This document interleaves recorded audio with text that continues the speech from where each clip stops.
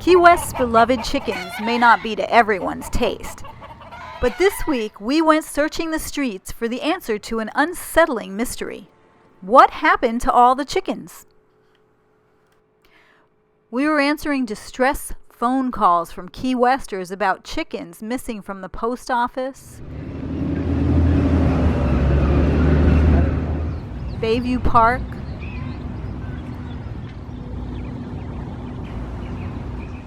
the library. Wild chickens in Key West are up there with conch fritters and key lime pie.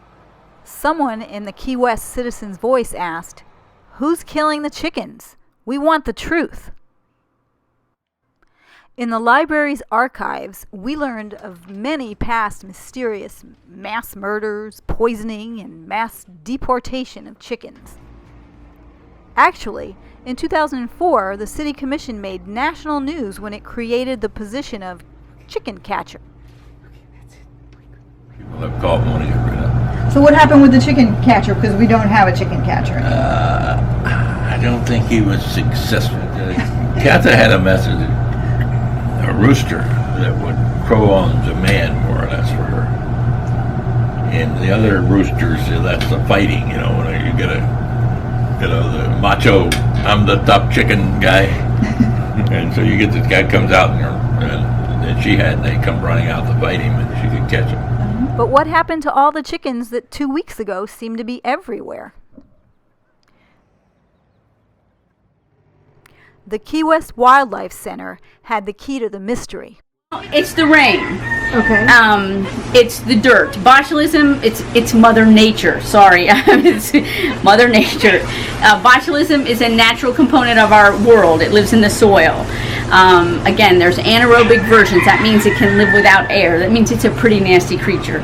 And then there's the ones that live in air. Not so bad.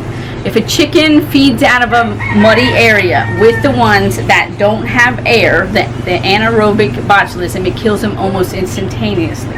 If a chicken drinks out of the ones that has the not so toxic botulism, they get very ill. They go unconscious. They have what they call wry neck or rubber neck. Their necks wobble. People find those and bring them to us. They almost have a 100% recovery. They're unconscious. We had one rooster, he was our token botulism rooster, 5 days, completely unconscious for 5 days.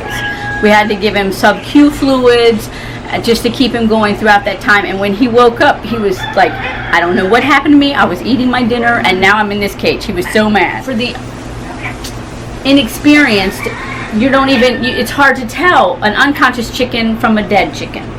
So it's always best to bring them all to us so we can sort them out. Is that one of them? No, that's a live and healthy chicken. He's never had botulism. So as how far as many chickens, lately, are there a lot of chickens? Loads of chicken. And many, many locations. A couple weeks ago, it was the post office. So there was obviously an outbreak of botulism at the post office. And we were getting unconscious animals and dead animals of every age and every size. Then the next hot spot was over at Bayview Park. They were just dropping like crazy over there. And most recently, somewhere up on Patterson Avenue. So this happens all over town, and it always happens at the same type of weather system that we're having now. The rains that come and go, it's just enough to stir it up. And it's we dug out some old archived articles from the past of the Citizen, and they actually describe this scenario and call it a mass poisoning. That was just someone that was uninformed. That's not what was going on. It was botulism, from what I could tell. So is it a virus, a bacteria? It's a bacteria. The bacteria, is it dangerous for humans? It can be. In fact, when home canning became really popular, people would kill their whole families. I remember hearing about botulism when I was a kid. Yeah, it was definitely because they would, jar their green beans and not do it properly, and they'd lock in the bad one, the anaerobic bacteria, open it up, everyone would eat, and the whole Sunday breakfast or dinner table would drop dead. Yeah. Yeah. Do you have any sick chicken now that you're treating? They are all recovered right now. Okay. You're recovered. But we've had our entire chicken room has been double stacked and filled with botulism chickens in recovery. We would have 2 and 3 hens in one enclosure. They had plenty of room and plenty of food, but they were unconscious, so it didn't really matter. But that's just how many we had at one time. Any animal, a dog could get it, a cat could get it. It's just that the way a chicken forages and the way a gull forages or an ibis, they're more likely to get into the actual dirt than, say, a dog drinking out of the top layer of it. So, yeah. So our cats are pretty safe. Yes, and a cat's not likely to drink out of a mud puddle because they're just, cats. They just like, unless my water dish is spotlessly clean, I'm not going to get a drink of water.